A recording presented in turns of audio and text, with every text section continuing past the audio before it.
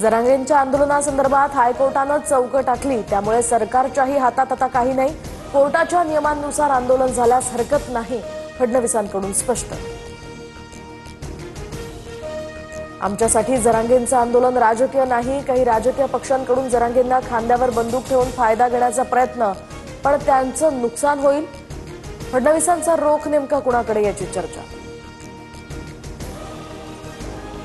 जरांगेंची rally पुण्यातल्या मंचरमध्ये दाखल, तर गोळ्या घातल्या तरी मागे हटणार नाही. आझाद मैदानावर उद्यापासून उपोषण सुरू. जरांगे बेमुदत उपोषणावर ठाम.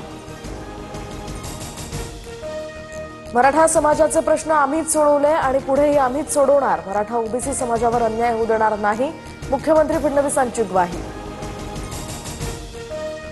जरांगेंनंतर राष्ट्रीय ओबीसी महासंघाचं सुद्धा 30 ऑगस्ट पासून नागपुरात साखळी उपोषण. जरांगेंसमोर सरकार झुकणार का याकडे आम्ही लक्ष ठेवून गरज पडल्यास मुंबईकडे कूच करणार, तायवाडेंचा इशारा. जुन्नरमध्ये मराठा आंदोलकाचा हार्ट अटॅकमुळे मृत्यू. सतीश देशमुख असं या मृत्यू झालेल्या आंदोलकाचं नाव. आंदोलक केजच्या वरडगावमधील असल्याची ही माहिती. तर समितीमधील सदस्यांसोबत जरांगेंशी चर्चा करायला जाणार. विखे पाटलांची माहिती, तर चर्चेसाठी मला फोन आलेला होता, मात्र नंतर त्यांच्यातच काय झालं माहीत नाही. जरांगेंची प्रतिक्रिया. आंदोलनाला एका दिवसाची परवानगी म्हणजे मराठ्यांची चेष्टा. मराठा समाजाचा अपमान करू नका, मागण्या मान्य होईपर्यंत परवानगी द्या, जरांगेंचं वक्तव्य.